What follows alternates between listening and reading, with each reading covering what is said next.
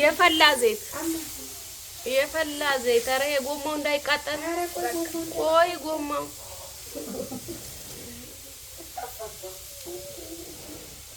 ፈልቷል ምን እንደሚሆን አላውቅም ተመልከቱ ሲንቸከቸክ እንደዚህ ነው ብስኩት የሚቦካው እስካሁን ተለክቶበት ነበር ወያ ሲለካ በሰዓዳ ነው ለካ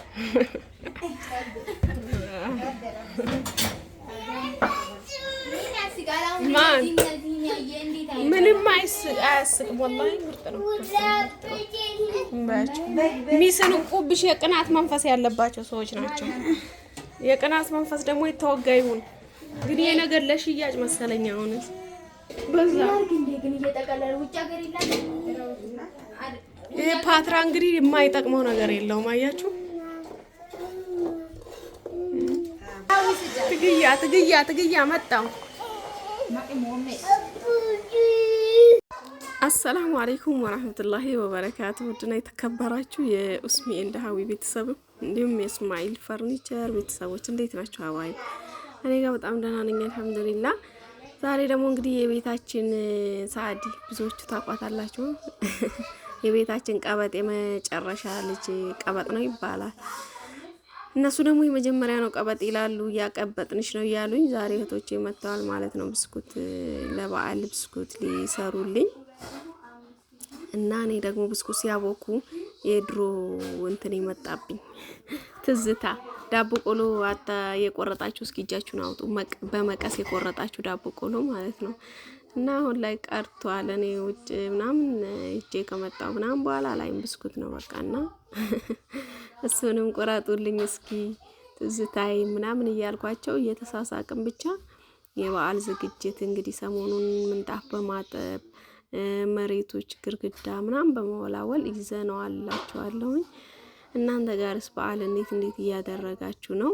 እስኪ እዚህ ጋር እንደምትመለከቱት እንግዲህ ግብአቶቹን በሳዲ ሞያ ይላችኋል ግብአት ያውን እንቁላልና ስኳሩን እያሟሟኝ ነው። 6 ኪሎ ዱቄት ነው ያዘጋጀችው። ለ6 ኪሎ ዱቄቱ ደግሞ 2 ኪሎ ስኳር፣ 1 ቫኒላ እንደገና ደግሞ የዘይቱን መጠን እንኳን አልነገረችኝም። ብቻ ይሄንን ጨምራ 20 እንቁላል እንደዚህ ብቻ ሆኖ አላያችሁት 20 እንቁላል አለው። እንደገና ደግሞ 1 ኮብ ወተት ሞቅ ያለ ወይ ደግሞ ፓውደሩን ከሆነ ኒዶን ከሆነ በጥብጣችሁ የምትጠቀሙት ደግሞ ሞቅ ባለ ውሃ በጥብጣችሁ ማለት ነው። ይሄ እንትኑ ወተት ደግሞ ፈሳሹን ከሆነ እንደዛው እቺ ቫኒላ ሙሉዋን ያለች ነው። በነገራችን ላይ ድምጹ ብዙም የሷ ጎልቶ ስለማይሰማ ማይክ ስላላደረገ ለዛ ነው እኔ ራሴን ማስገባችሁ እንጂ ሁሉንም እየነገረች ነበር ሰራ የነበረችው። ከዛ እንደዚህ በደንብ እንቁላሉና እንትኑን አንድ ላይ በደንብ ከመታች በኋላ ቫኒላውን 20 እንቁላል 2 ኪሎ ዱቄት እሱ ከሟሟላት በኋላ ዱቄት ነው መንፋት የጀመሩት ማለት ነው እንደምትመለከቱት። እዚህ ዱቄት ላይ ደግሞ አምጥተው የፈላ ዘይት ነው የጨመሩበት።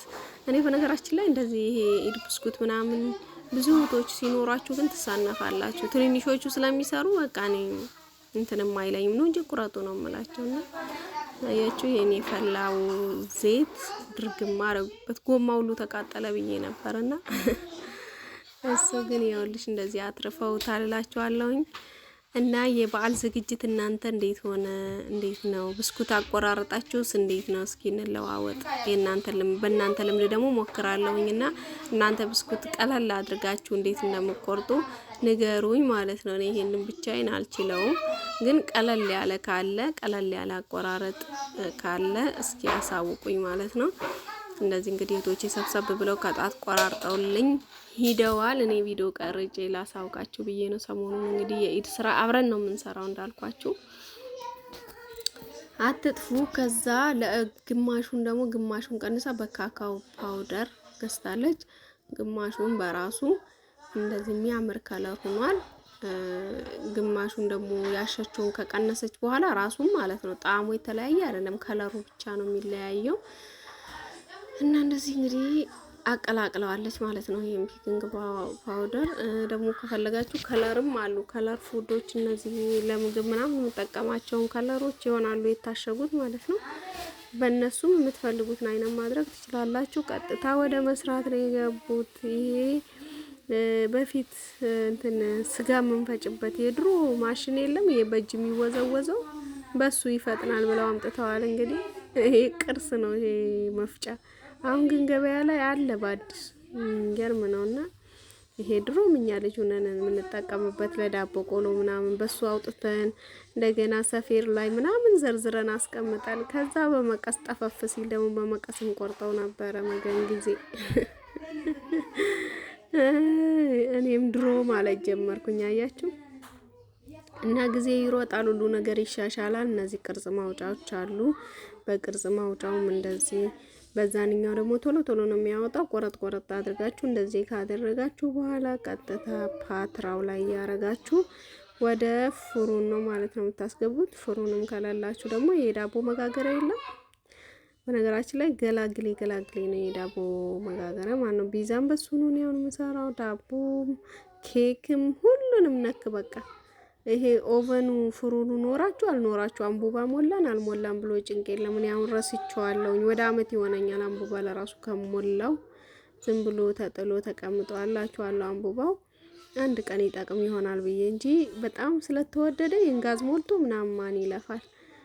እና ለማንኛውም እንደዚህ አይነት ፓትራውን መግዛት መገላገል ነው እላችኋለሁኝ። በሱ እንዲያድርገው እንግዲህ በሁለት አይነት እንትን ከለር አድርገው ሰው በብዙ አይነት ከለር ያደርጋል። እኛ ግን ዝም ብሎ ቀላል ያለ ነው ያልኳቸውና እንደዚህ ሰርተዋል። እስኪ እናንተ አሰራር ኮመንት ላይ ያስቀምጡልኝ። በተለይ ግብአት አጠቃቀማቸው እንዴት ነው? ምንድነው እናንተ ብስኩት ላይ የምትጠቀሙት? ቅቤ ትጠቀማላችሁ እንዴ? ሸኖሌ ጋር ተጠቅማ የሆነች ጓደኛዬ በጣም ብስኩቱ አይጥማልና ፍርክስ ፍርክስ ነው የሚለው። እነሱ ደግሞ አልወደዱትም። ጣዕሙ የሆነ ጣዕሙ ደስ አላለንም፣ የሆነ ጣዕም አምጥቷል ብለው እንዲሁ ዘይቱን አፍልተን ከጨመርን ፍርክስ ፍርክስ ይላል ብለው ነበር። ይሄም ግን ብሏል። ዘይቱ ፈልቶ ስለተጨመረ ይሁን አላውቅም፣ ፍርክስ ፍርክስ ነው የሚለው ሲበሉት። እንደዚህም መስራት ይቻላል ያለ ቅቤ ማለት ነው። እና ብዙ ሰዎች ደግሞ ቅቤ ይጨምሩበታል። ያ ደግሞ የሚጨምሩበት ለጣዕሙ ብቻ ሳይሆን ፍርክስ ፍርክስ እንዲል ነው። አያችሁ በፊት ዳቦ ቆሎ እንዲህ ካወጣን በኋላ ዝርዝር አድርገን እናስቀምጥ ነበረ። የአሁኑ ደግሞ የውላችሁ ተሻሽሎ በእጃቸው እዛው ላይ ፈርፈር ሲያደርጉት እንዲወርድላቸዋል። ከዛ እያንጠረጠሩት በሰፌድ እንደዛው በፓትራው። በፊት ደግሞ ምጣድ ለኩሰ ምናምን ነበረ ምጣድ ላይ እንደ ቆሎ ተቆልቶ ምናምን ነው። እስኪ ግን ትዝታው እንደኔ ያለባችሁ ሰዎች ጻፉልኝ። ከተረፈው እንደዚህ ሰራርታ ጨርሳለች ሳዲ።